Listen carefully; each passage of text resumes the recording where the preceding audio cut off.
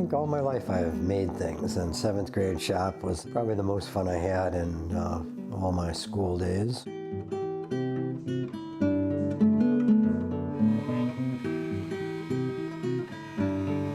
That was kind of the beginning of my woodworking career. And here I am, decades later, still sort of in 7th grade shop.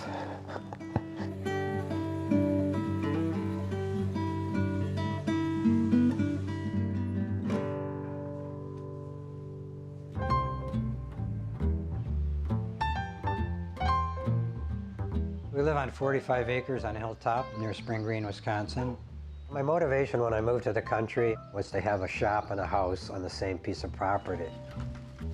We built a house here in 1982, and we built a shop about 100 yards from the house.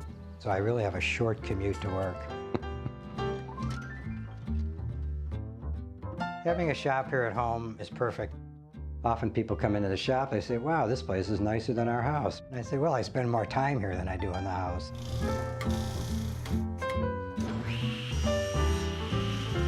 I love being in the shop, and I'm not sure that I don't make furniture just so I can have all those tools. I love working on the weekends. I like working at night. It's just a wonderful place to be.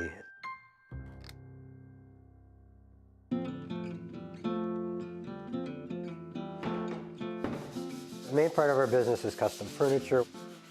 We've built chairs, rocking chairs, tables, end tables. A lot of custom cabinets for people with collections, knife collections, jewelry collections. My work's kind of hard to describe. I think it's somewhere between Scandinavian and shaker furniture. I try to keep things as visually simple as possible, even if the construction's complicated. I like in any piece of furniture all the wood to be the same, except maybe a tiny accent. We also have this line of bird's eye maple cutting boards. We have maybe 20 different sizes. We make some trays, we make chopping blocks. I'm not sure exactly when I first discovered bird's eye maple, but it was a perfect wood for the cutting boards, because even when the shapes of the cutting boards are the same, each board is different. Here's a good looking board. Bird's eye maple is called that way because of all these little spots that sort of resemble eyes. And it varies from pieces that are highly figured to pieces with just a few bird's eyes. Whether it's a fungus, whether it's a disease, whether it's produced by some chemicals in the soil, no one knows what causes it. And it's only in a very few of the trees, maybe 1 in 500. I love bird's eye maple. The pieces always look so great. The cutting board is a saving factor in our life because it brings in enough money and employs enough help, so it makes it possible for me to build furniture the way I do. We finish all the parts of any piece of furniture, the backs, the bottoms, the inside of the cabinets, even if it's things that people aren't going to ever touch. There's never a point in any of my furniture where you'll feel something rough, and I think people really notice that and like that. The real key to my approach to design was running into a man named Bill Stumpf, who was a friend and mentor for most of the last 40 years, passed away about 3 years ago. He was a real genius and a real incredible craftsman, and he designed the Aeron chair, which has become the biggest selling office chair in history. Bill Stumpf paid extraordinary attention to every detail, every round, every curve, and I think I learned the essence of design and craftsmanship from him in a way that I never would have from anyone else in the world. For a lot of the things I build, I try to build models because I find that I can design easier in 3 dimensions. I tend to take a piece of furniture that I've spent a lot of time on and use those basics for other pieces of furniture.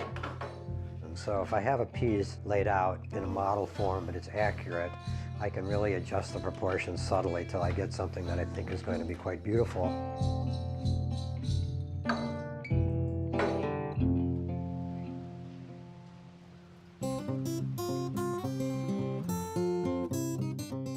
In this shop we have 2 main employees, Steve Pierick, who's worked for me for 27 years. Steve has worked here so long that he can do a lot of pieces of furniture from scratch without any help from me. And Richard Hibma has been working here 10 or 11 years. Richard does lots of odd stuff in the shop. He's also been the main finisher. So together the 3 of us make a great team. We also have a second shop a half mile up the road, which we affectionately call Wool Shop 2. Dwayne Nowak runs that shop. That's where we do the bulk of the work on the cutting boards. Dwayne does all the oiling, packing, and shipping of the boards.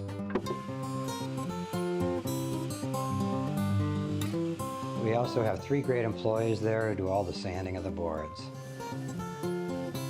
We never thought that the cutting boards would be a long-term craft item. Most craft items have a very short shelf life, but at this point in the game, we've gone from making a few thousand a year to 10 or 12,000 a year, and we sell them all over the United States and in 7 or 8 foreign countries. I also work with my wife Ann, who's an equal partner with me in the business. She's the only one with a title. She's the COE, that means chief of everything. She does all the payroll, invoicing, generating the packing list, all the taxes, and all the things that go on in the office. Sure, so you can do the pegs. You want enough for every board? One of the great joys is working with Ann on a daily basis, being together all day.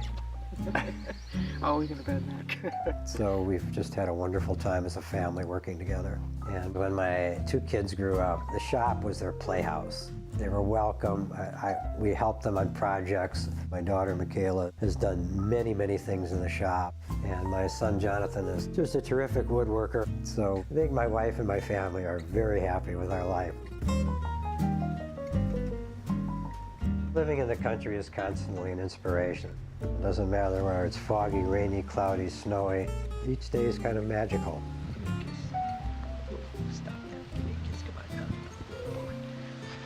Yuck. I really like being in the country. I like the quiet and the peace. The view from the shop in all directions is wonderful. So I really don't think I'd be building the same pieces in the same way if my shop was in the city.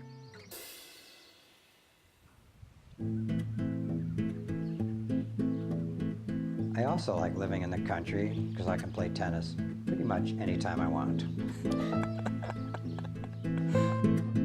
We had one flat spot on our property where the barn blew down in 1988. I always fantasized putting a tennis court there, and one time I expressed the desire to my wife and she said, well, why don't you just build it? I didn't need any more encouragement than that.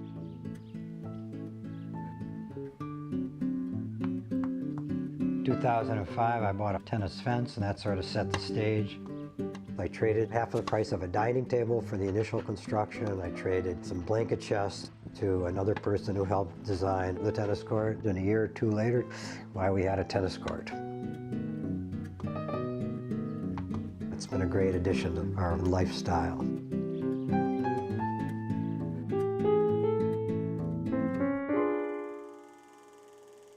My parents were very supportive the more I got into woodworking. My dad's philosophy was, the important thing in life was to do something that at the end of every day you enjoyed what you did.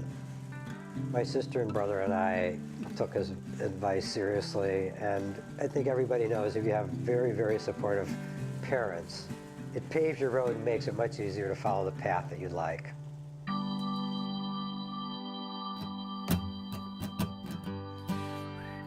Woodworking for me is probably my main source of entertainment. I've always enjoyed it my whole life.